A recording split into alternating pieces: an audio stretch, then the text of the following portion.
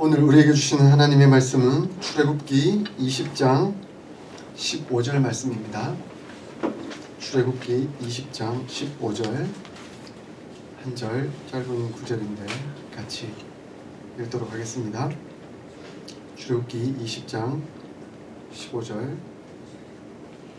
시작. 도둑질하지 말라. 한 절이 너무 짧으니까 한 번 더 읽을까요? 시작. 도둑질하지 말라. 아멘. 오늘 설교 제목은 탐욕을 경계하고 사람을 보호하라 라는 내용입니다. 제목만 보면 일단 오늘 설교 내용이 뭘까 하는 것을 큰 틀에서는 이제 이해하게 되실 거예요. 그래서 도둑질하지 말라 하는 그 내용이 다만 도둑질을 하는 것과 관련된 것을 넘어서서 탐욕과 사람을 보호하는 의미가 있다 하는 것을 기억하실 수 있었으면 좋겠습니다. 그래서 제목을 탐욕을 경계하고 사람을 보호하라 라는 제목을 붙였습니다. 그림 한번 보시겠어요? 제가 이 십계명 설교를 준비하면서 핵심적으로 참고하는 여러 책들이 있는데 그 중에 이제 하나가 김지찬 교수님이 쓴 데칼로그 십계명이라는 책입니다. 그 책에 보면 이 그림이 나와요. 참 재밌는 그림이더라고요. 1938년인가 신문에 실렸던 그 그림이래요. 자, 오른쪽에 계신 분은 이제 생선가게 아니고 육류가게 사장님이고, 왼쪽에 있는 여성분은 이제 그걸 사러 온 분인 것 같아요. 자, 이걸 이제 저울에 달고 이제 무게에 따라 가격을 매기는데, 이제 정육점 이제 주인은 손을 살짝 얹어서 살짝 누르면서 이거 몇 그램입니다 이렇게 말하고 있고, 사러 온 아주머니는 밑에서 살짝 위로 들면서 이게 몇 그램입니다 이렇게 지금 말하고 있는 장면이죠. 그죠? 그러니까 정육점 사장님은 조금이라도 더 무겁게 만들어서 비싸게 팔고 싶은 마음이고, 사러 온 아주머니는 조금이라도 가볍게 해서 좀 더 싸게 사고 싶은 마음으로 지금 이렇게 하고 있는 장면입니다. 그것을 풍자한 그림이겠죠. 그죠? 근데 이게 이제 그 김지찬 교수님이 말하고자 하는 의도가 뭔지를 아시겠죠? 바로 이게 도둑질하는 것이다. 도둑질의 핵심은 다른 게 아니라 속여서 이득을 취하려고 하는 인간적인 탐욕이 바로 도둑질이다 하는 것을 말씀하고 있는 것이죠. 그래서 성경에 보면 도둑질이라는 단어, 이 원어적 의미를 보면 은밀한 절도 행위를 말합니다. 히브리어로 가나브라는 단어가 있는데, 은밀한 이란 뜻이 가지고 있는 것이죠. 원래 가지고 있는 주인이 있는데 그 주인 몰래 은밀하게 가져가는 것을 의미하는 겁니다. 그것이 바로 도둑질이다라고 말씀하고 있습니다. 이 도둑질하지 말라 하는 계명이 아주 단순하게 나와 있는 것은 결국 성경은 사유재산을 인정하기 때문에 하시는 말씀입니다. 네 것이 있고 내 것이 있고 서로에게 주어진 사유재산이 있기 때문에 도둑질하지 말라라는 말씀이 의미가 있는 것이죠. 네 것이 없고 내 것이 없고 뭐 따로 의미가 없는 모두의 것이면 누구라도 가져가도 아무런 문제가 되지 않잖아요. 그게 도둑질이 될 수 없는 거잖아요. 그런데 도둑질하지 말라는 이 말씀이 있다는 것은 결국 각각 개인에게 사유재산이 있다, 그것을 성경이 인정한다, 그것을 보장해야 된다 하는 말씀으로 가르쳐 주고 있습니다. 그러나 우리가 성경 전체를 면밀히 살펴보면 성경이 절대적으로 사유재산을 인정하고 있다 하는 것을 의미하는 것만은 아니라는 것을 기억해야 합니다. 왜냐하면 오늘날 시대를 살아봐서도 알겠지만 이 자본주의, 물질적 사고 방식이, 그 가치관이 얼마나 불평등을 만들어내고 그것이 사람으로 하여금 고통과 아픔을 주게 할 수 있는지를 보여주고 있기 때문에 그렇습니다. 그렇기에 성경은 다만 사유재산을 인정할 뿐만 아니라 그것이 어떻게 보호가 되고 또한 나누어져야 하는지 하는 것을 우리에게 가르쳐 주고 있습니다. 성경 전체를 통해 8계명을 살펴보면 이 도둑질의 금지 계명은 재산을 분명히 보호하고 또한 존중하고 있다 하는 것을 강조하고 있습니다. 그런데 더 중요한 것은 사람을 보호하는 것이 더 중요하다. 그것에 관심을 보여주고 있다는 것입니다. 그래서 이스라엘은 성경을 통한 이스라엘의 통치는 사람이 재물 때문에 희생되거나 고통을 받는 것을 최소화하려고 애를 쓰고 노력하고 있습니다. 왜냐하면 사람은 그 재산, 재물보다 신성한 존재였기 때문에 그렇습니다. 당시 고대 근동 아시아의 그 법전을 보면 이 도둑질을 한 경우에는 10배 혹은 무려 30배까지 갚도록 요청을 하고 있습니다. 자, 10배, 30배를 갚는 것은 거의 불가능한 상황이 아닐까 싶습니다. 그것은 이제 완전 종으로 노예로 들어가서 너는 이제 나에게 착취당해야 된다 하는 것만을 만드는 상황인 것이죠. 그런데 성경은 훨씬 적은 2배, 4배 또는 5배 정도로 갚도록 말씀하고 있습니다. 양을 훔쳐간 경우에는 한 4배 정도를 갚도록 하고요. 소를 훔쳐간 경우에는 5배 정도 배상하도록 하고 있습니다. 훨씬 더 가볍게 성경은 요청하고 있는 것을 봅니다. 심지어 대부금, 그러니까 대출한 금액에 대해서는 형제들 사이라고 한다면, 우리가 이스라엘이라는 그런 어떤 가족 공동체의 의미라고 한다면 무이자로 구워줄 것에 대해서 하나님은 요구하고 있습니다. 특별히 사람으로 하여금 담보를 결코 잡지 못하도록 하고 있는 것이죠. 그러니까 재산, 재물로 담보를 삼을 수는 있겠지만 사람으로 담보를 삼아서 하는 것은 성경에서 결코 허용하고 있지 않다는 것을 말씀하고 있습니다. 오늘날 이 대부업체들, 그 불법 대부업체들 보면 그죠? 손목을 걸고 돈을 빌려준다든가 목숨을 걸고 돈을 빌려준다든가 하는 그런 일들이 벌어지지 않습니까? 그건 완전 노예로 삼겠다는 의도가 담겨져 있는 거잖아요. 그런데 성경은 결코 이를 허용하고 있지 않습니다. 그러므로 종과 노예로 삼는 것조차도 성경은 함부로 여겨지지 않도록 만듭니다. 희년이란 제도를 통해서 봐도 알겠지만 결국 희년이 지나면 다 그 노예가, 혹시 돈 때문에 노예가 됐던 사람이라도 다 자유인으로 돌아오도록 했잖아요. 그리고 자유인으로 돌아갈 때조차도 생존에 필요한 미천을 반드시 주고 자유인으로 노예에서 해방하도록 길을 열어주는 것을 봅니다. 그것이 성경적인 가르침입니다. 성경은 빚에 의해서 노예로 전락되는 것을 결코 용납하지 않는 것을 봅니다. 그리고 그가 애쓰고 수고하는 그 모든 노동이 그 가치가 얼마나 중요한 건지 하는 것을 기억하고 충분히 보상해 주라라고 성경은 말씀하고 있습니다. 그래서 고대 근동 사회에 이 같은 법제를 가지고 있는 유일한 민족이 바로 이스라엘 민족이었습니다. 심지어 도망친 종을 송환하지 않도록 금지하는 것이 이스라엘의 법이었습니다.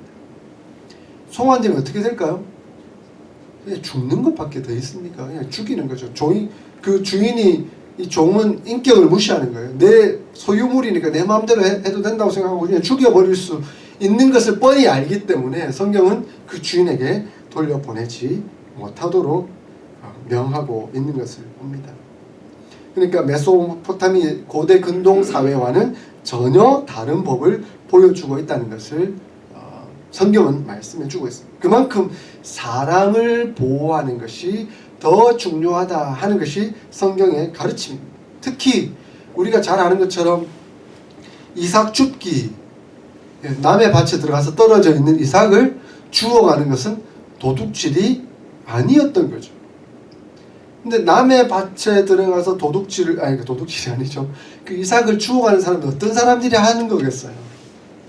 정말 가난하고 어렵고 정말 이것마저 없으면 생존이 불가능한 사람들. 자, 그 사람들을 위해서 성경은 이러한 법을 만들어 가고 있는 것이죠. 그래서 신명기 23장 24절 25절에 보면 이웃의 포도원에 들어가 배불리 먹어도 되고 이웃의 곡식밭에 들어가서 강제로 막 수확하려고 하는 의도가 아니라 내가 정말 배고픔을 이기기 위해서 손으로 이삭을 이렇게 해서 먹는 것 정도는 다 허용하고 있다 하는 것을 가르쳐 주고 있습니다. 이는 나그네나 여행객들조차도 굶어서 고통당하고 생존을 위해서 훔치는 그런 일이 벌어지지 않도록 성경은 우리에게 말씀하고 있습니다. 그러므로 8계명은 물론 사유재산을 존중하고 보호하는 목적도 있겠지만 더 근본적으로, 더 근원적으로는 그 사람을 보호하기 위한 1차적 목적이 있다라고 말씀드릴 수 있습니다. 이것은 도둑질을 하지 말아야 하지만 도둑질을 하지 않도록 하는 근본적인 제도에 대해서 성경은 말씀하고 있다는 겁니다.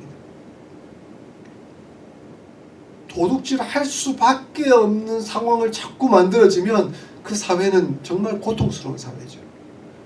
그 사람을 돌볼 수조차 없는, 여유조차 없는 그런 사회라면 얼마나 안타깝고 고통스러운 사회일까요? 범죄가 많이 일어나는 곳은 그만큼 물론 그 사람의 기질, 잘못된 그 인간적인 죄 때문일 수도 있겠지만 그 사회적 제도, 그 문제일 수도 있다는 것을 기억해야 합니다. 그래서 사람을 보호하지 못하면 생기는 결과가 어떻게 나타날 수 있는가? 우리는 세상의 역사를 통해서 보고 있지 않습니까? 우리 뭐 좌파, 우파 뭐 이런 정치적인 얘기 많이 하지만 결국 좌파, 우파가 나타나게 된 것이 이제 많은 사람들이 역사적으로 설명할 때 프랑스 혁명을 얘기하는데 그 프랑스 혁명에서 일어났을 당시에 그 고통의 과정도 결국 부르조아 계급들이 그 노동자들을 착취하고 그들을 인간 취급 안 하고 그들의 인권을 무시하고 그들의 모든 것을 생존의 위협까지도 다 자기의 부를 축적하는 데 했으니까 그 사람들이 완전 세상을 뒤집어 엎자라고 해서 혁명을 일으키는 과정이 되어버렸지 않습니까? 물론 그것을 통해서 하나님이 없다라고까지 말하고 신이 있었다면 우리를 이렇게, 왜냐하면 그때 신을 잘 섬겼던 사람들이 부르주아들이었거든. 그런데 하나님을 잘 믿는 사람들이 저렇게 할 수 있을까? 이렇게 하면서 신은 없다라고 해버리고 그것이 이 공산주의가 나타나게 되는 원인이 되는 안타까운 결과로도 나타났죠. 그래서 우리가 그것을 인정할 수가 없습니다. 왜냐하면 하나님을 없다라고 말하는 것을 어떻게 인정할 수가 있겠습니까? 그죠? 그렇지만 이러한 현상과 상황이 결과적으로 나타날 수밖에 없었다 하는 것을 우리가 기억해야 합니다. 거기에 대해서 우리가 하나님 앞에서 어떻게 살아야 하는지 이 역사를 보며 교훈을 받고 다시금 그 역할들을 어떻게 해야 하는지 하는 것을 우리는 기억해야 합니다. 그래서 토마스 아퀴나스라는 중세의 아주 유명한 신학자는 궁핍한 자들의 떡은 그들의 생명이다. 단순한 하나의 떡이 될 수 있겠지만 그 떡이 그들의 생명이 될 수 있다 하는 것을 말했습니다. 그래서 그 단순한 떡을 위해서 살아가는 사람들을 등쳐먹는 자는 살인자와 같다. 그냥 뭐 사기치고 그냥 도둑질하는 정도가 아니라 그것은 살인하는 것과 같다라고 표현하고 있습니다. 종교개혁자 칼빈도 부자들이 가난한 자들을 착취하는 행위는 단순한 도둑질이 아니라 살인이라고 주장했습니다. 그래서 이러한 현상과 상황들을 보면서 이 공산주의의 근원적인 역할을 했던 칼 마르크스는 자본주의란 합법화된 절도 체제다. 자본주의는 돈으로 돈을 먹고 결국 돈 있는 자가 돈을 먹고 있으니까 가난한 사람은 계속해서 가난한 그런 상황, 이 악순환의 쳇바퀴가 돌고 있으니까 결국 자본주의는 다 도둑질하는 것이다. 이렇게 보았다는 겁니다. 안타까운 현실, 역사적 상황들을 우리는 잊지 말아야 합니다. 그럴 때마다 저항이 일어날 수 있고 그것이 엄청난 안타까운 결과가 나타날 수 있다 하는 것을 우리는 기억해야 합니다. 그러므로 그리스도인 된 우리가 하나님 앞에서 어떻게 살아가야 할 것인가 하는 그런 바른 마음가짐을 가져야 합니다. 그것을 핵심적으로 말하자면 청지기 의식이라고 말씀드릴 수가 있겠습니다. 청지기 의식 다 아시죠? 청지기? 성경에서는 기본적인 소유권에 대한 가르침을 모든 것은 다 하나님의 것이고 지금 우리가 누리고 있는 사용하고 있는 것은 일시적인 것에 불과하며 일시적으로 맡은 것을 사용하고 있을 뿐이라고 기억해야 한다 가르치고 있습니다. 청지기는 살림을 맡아서 대신 관리하는 사람입니다. 나의 재산, 부, 소유, 내가 갖고 있는 모든 것이 다 내 마음대로 할 수 있는 것이 아니라 주인이 하라는 대로, 주인이 말씀하시는 대로 사용해야 하는 선한 청지기 역할을 우리가 감당해야 한다. 그것을 말씀해 주고 있습니다. 청지기 역할 하니까 저는 간증이 생각나더라고요. 한 집사님이 간증을 하셨는데요. 그분이 한국에 계실 때 현대중공업, 그러니까 조선업을 하시다가 이제 미국으로 오시게 되셨어요. 그래서 이제 그 휴스턴에 이제 살게 되셨는데 이제 조선업과 관련된 이제 사업을 이제 시작하게 됐는데 그 시추하는 거 있잖아요. 땅을 파서 석유를 찾는다든가 하는 이런 시추업을 하게 되셨어요. 근데 시추업을 했는데 하나님께서 이분에게 큰 복을 내리신 거예요. 그래서 한국의 현대중공업에서 근무할 때는 1년 내내 하고 연봉을 얼마 정도 받았는데 미국에서 시추업을 하고 컴퓨터로 뭐 찾아내고 물을 찾아내고 석유를 찾아내고 이렇게 하는 일을 하다 보니까 1년에 한 2, 3개월만 일을 해도 되고 그리고 버는 돈은 700억, 800억이 된 거예요. 안 놀라시네요? 700억, 800억 우리하고는 관계없는 돈이라 생각이 되니까 엄청난 돈을 벌게 되신 거예요. 700억, 800억? 그래서 몇 년만 해보세요. 수천억이 되죠. 감당할 수 없는 돈이 된 거예요. 그러니까 회계사에게 맡길 뿐만 아니라 그 어떤 재단을 만들어서 그 돈을 관리하도록 할 수밖에 없는 그런 상황이 된 거죠. 근데 이분의 간증이 기가 막혀요. 하나님께서 우리 모두는 다 세상이라는 곳에 인생 출장을 보내셨는데 그 인생 출장을 오면서 어떤 사람에게는 출장비를 좀 많이 주시고 어떤 사람은 좀 출장비를 좀 적게 주셨는데 그 출장비를 많이 주신 이유는 그 출장비를 나눠 쓰라고 주셨다. 그렇게 얘기해요. 하나님께서 나에게 출장비를 많이 주신 이유는 그 다 인생을 출장을 왔는데 그 출장 온 일, 하나님의 일을 하는데 귀히 쓰이도록 하기 위해서 나에게 이렇게 많이 주셨다. 이렇게 고백을 하시더라고요. 그리고는 그 일을 위해서 나누시는 거예요. 저도 그분에게 밥을 얻어 먹었어요. 밥 사주신다고 하더라고요. 그래서 엄청난 뭐 700억, 800억을 보신 분이니까 엄청난 거 사줄 줄 알았는데 엄청난 차를 타고 오셔서 나를 데려갈 줄 알았는데 이상한 봉고차 나를 끌고 오시더니 나를 타고 동태탕을 사주시더라고요. 수수하게 사시더라고요.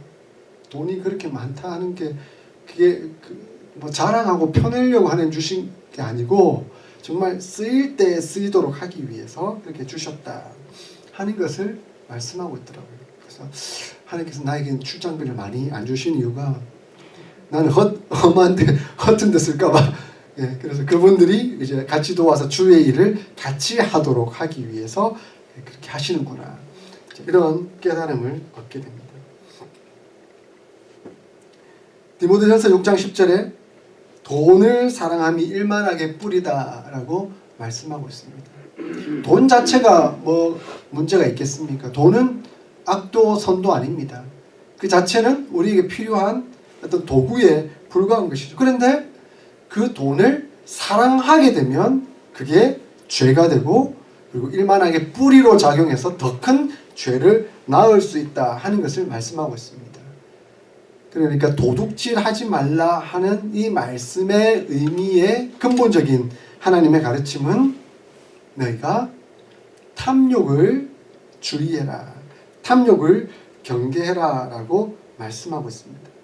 탐욕을 경계할 수 있는 유일한 방법이 뭘까요? 유일한 방법이 뭘까요? 네? 십자가에 못 박는 겁니다. 제가 십자가에 대해서 설교를 오랫동안 했잖아요. 십자가에 못 박는 겁니다. 갈라디아서 5장 24절에 말씀하고 있는 것처럼 정욕과 탐심을, 우리 육체에 관한 모든 것을 십자가에 못 박는 것 외에는 다른 방법이 없음을 성경은 우리에게 가르쳐 줍니다. 우리가 이렇게 살겠다 인간적으로 노력하겠다, 아이고 되던가요? 안 됩니다. 인간 스스로 안 되기 때문에 예수 그리스도께서 오신 거예요. 우리 스스로 안 되기 때문에 성령께서 우리 안에 계시는 거예요. 그래서 우리는 성령께 맡기고 성령에 의지하고 예수 그리스도의 그 십자가에 못 박혀 죽으심을 기억하고 그 십자가를 의지하고 의존하며 나아갈 때 비로소 우리는 세상 그리고 그 탐욕을 내려놓을 수가 있게 되는 것입니다. 이러한 가르침은 성경이 얼마나 사람을 중심하고 있는지, 특별히 가난하고 고통당하며 소외된 이웃을 배려하는지 하는 것을 깨닫게 됩니다.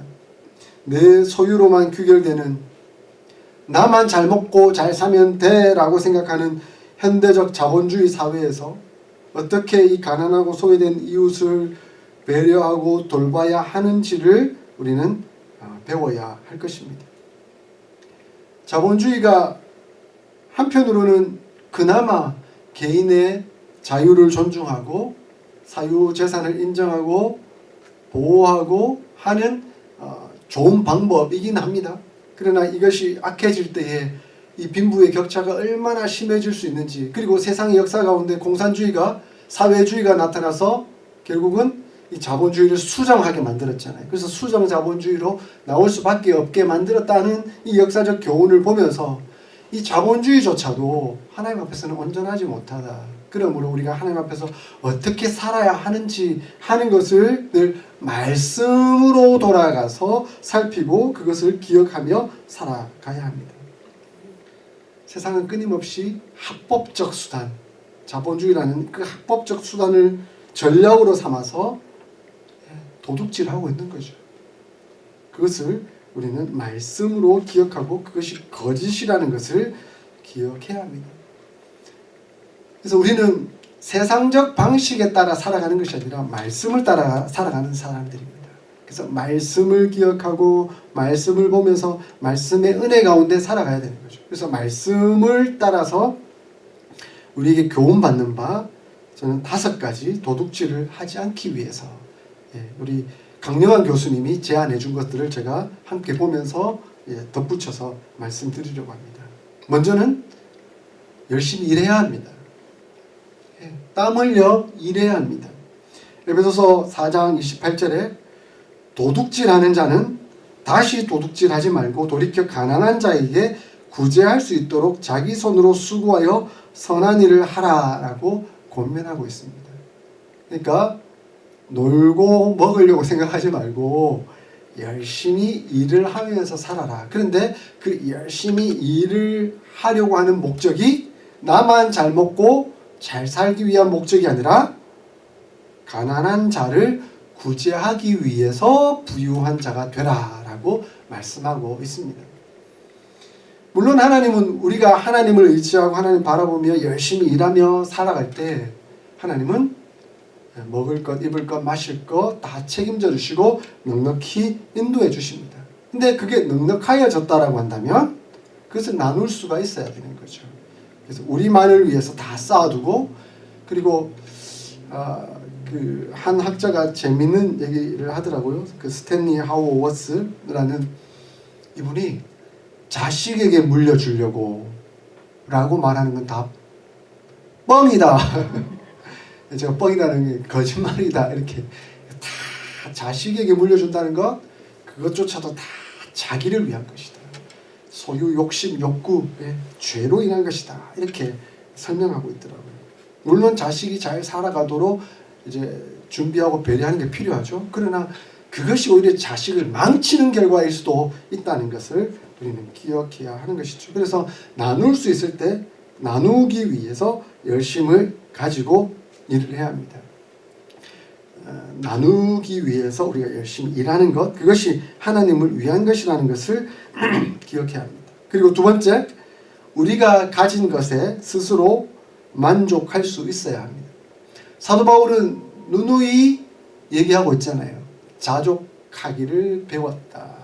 내가 자족하기를 배웠다. 근데 그 자족이라는 게 우리는 늘 고통스럽고 어렵고 없을 때 나는 자족한다. 왜 하나님께서 나를 인내시킴으로 이제 나를 훈련시켜서 결국은 나중에 부유하게 하실 텐데 그때를 위해서 내가 지금 이 시험을 통과하고 있는 중에 훈련되고 있는 중이야. 그래서 자족하고 인내하고 참아야 돼. 이렇게 생각을 하기 쉽습니다. 근데 그럴 때만 자족하는 것이 아니라 내가 풍부에 처한 경우에도 자족할 수 있어야 됩니다. 그것이 하나님 우리에게 하시는 말씀입니다. 왜냐하면 인간은요, 이 만족의 끝을 모르는 죄악의 덩어리거든요. 가지면 가질수록 욕심이 더 생기게 되는 거죠. 이 돈은, 이 탐욕은 소금물과 같아서, 바닷물과 같아서 마시면 마실수록 더 갈증을 느끼는 거죠. 그래서 더 많이 마시려고 애를 씁니다. 근데 그게 결국 자기를 죽이는 행위입니다.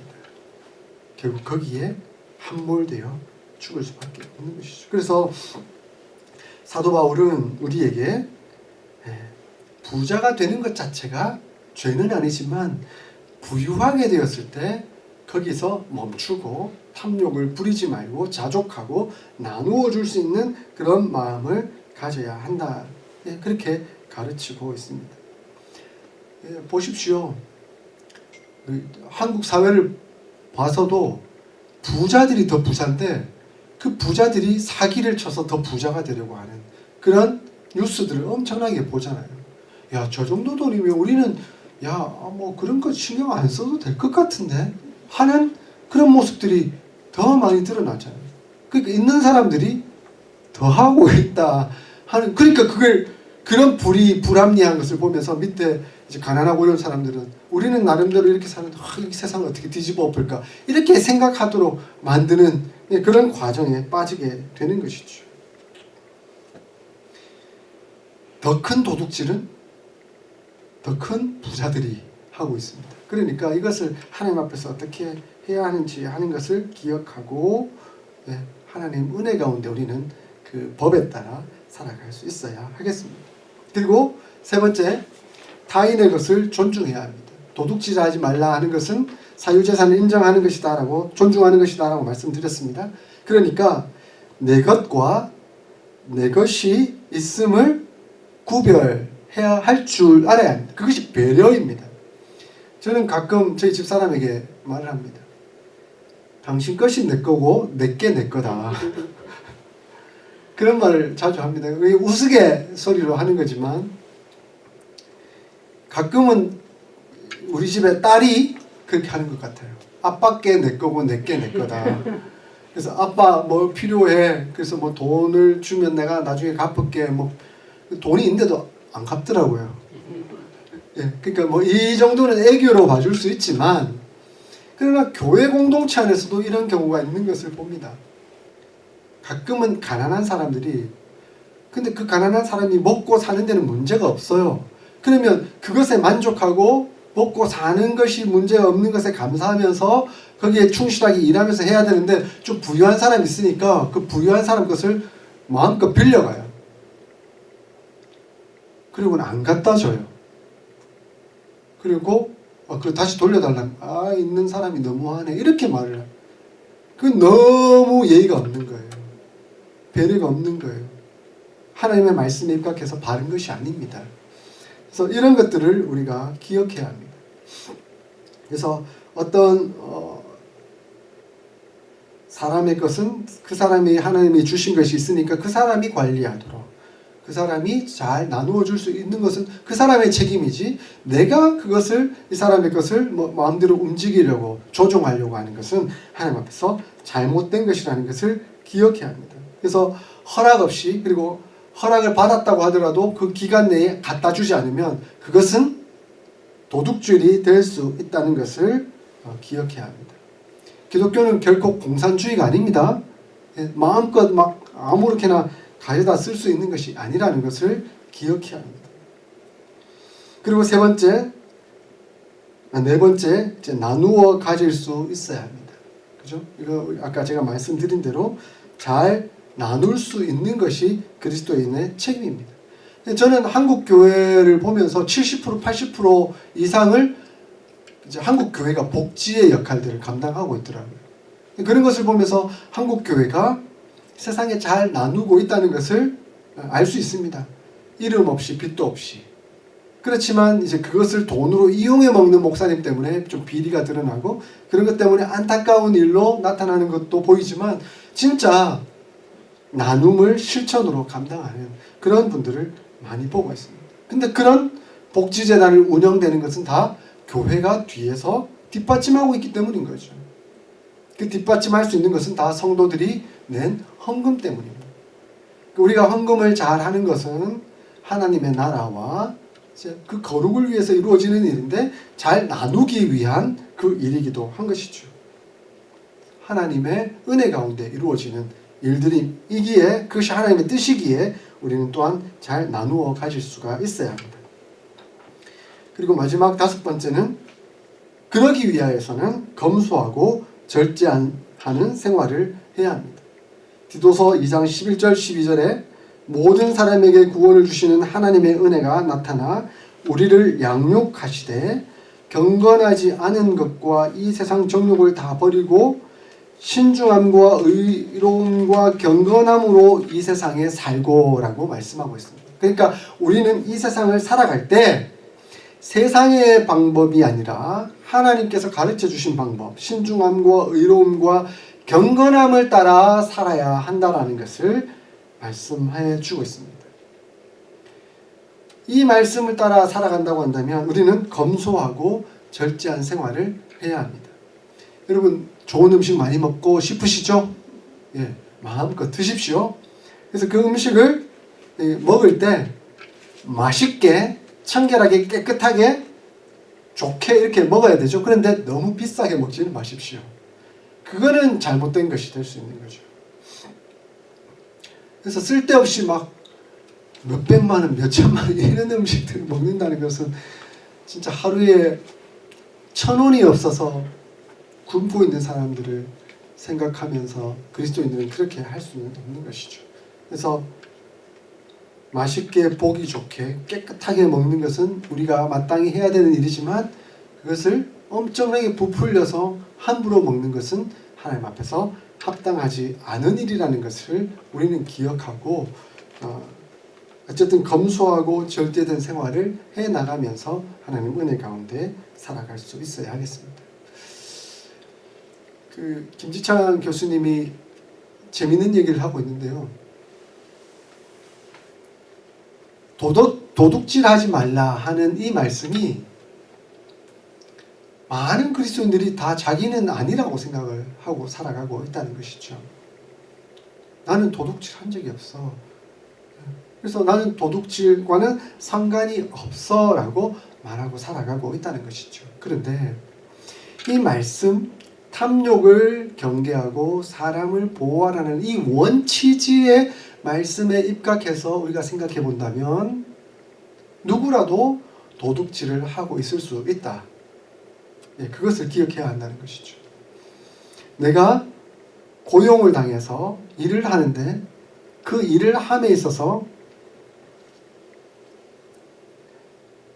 놀고 먹으려는 심보로 그 일을 열심히 안 하고 있으면 그 나를 고용한 사람의 것을 도둑질하고 있는 것과 마찬가지다 라고 말씀하고 있는 것이죠. 근데 혹시 고용주가 그 사람을 어쨌든 임금을 적게 줘가지고 엄청난 노동력을 착취하려고 하는 그것조차도 사실은 도둑질하고 있는 것이다 이렇게 말씀하고 있습니다. 그러니까 어느 상황 속에서도 이게 도둑질이 될 수 있다는 것을 기억한다고 한다면 우리는 하나님 앞에서 늘 조심해야 되는 거죠. 제가 우리 교회의 주보를 오늘 만들어 왔는데 이 주보를 만들기 위해서 프린터기를 쓰고 있습니다. 근데 이 프린터기를 쓸 때 우리 딸들도 빼거든요. 자기 공부하는 것들. 이 시험지 이런 것도 프린트 하거든요. 그럼 잉크가 비싸거든요. 우리 부부가 야, 이거 교회 건데 이 딸들이 이렇게 한번 프린트해도 되겠나? 그래 그러면 잉크를 우리가 사자. 예, 그렇게 하는 것은 어쨌든 우리 마음속에 하나님 앞에서 정직하고 바르게 이것을 도둑질하지 않는 방법이 되는 거죠. 그래서 적어도 우리가 쓴 것 이상만큼은 그 잉크를 우리가 사고 그것을 사용하도록 하자. 그래서 이미 신청을 해서 벌써 사놨습니다. 근데 아직 안 떨어지더라고요. 이것이 다 그래도 저희가 양심껏 하나님 앞에서 정직하게 도둑질하지 말자 하는 마음으로 은혜 가운데 살아가고자 하는 그런 어떤 태도, 마음의 고백이지 않을까 싶습니다. 이것이 우리가 하나님 앞에서 살아가야 할 우리의 태도입니다. 사랑하는 어스틴 사랑의 교회 성도 여러분, 우리가 하나님 앞에서 어떻게 살아가야 할까? 도둑질하지 말라. 탐욕을 경계하며 사랑을 보호하는 것이 우리의 임무입니다. 그렇게 하려면 말씀으로 돌아가고 기도하면서 성령 하나님을 의지해야 합니다. 우리는 욥의 고백을 떠올리게 됩니다. 너무나 잘 아시는 고백이죠. 내가 모태에서 알몸으로 나왔은즉 또한 알몸이 그리로 돌아갈지라. 주신 자도 여호와시요 취하실 자도 여호와시오니 여호와의 이름이 찬송을 받으실지니이다. 결국 우리의 고백은 이러한 고백이 되어야 합니다. 우리가 주님께로 돌아갑니다. 모든 것이 주님의 것입니다. 주님의 은혜로 살고 있습니다. 그러므로 주님 나의 삶을 주관하시고 은혜로 인도하여 주시옵소서. 그 믿음의 고백을 드리며 살아가는 저와 여러분들이 다 될 수 있기를 주의 이름으로 축원드립니다. 아멘.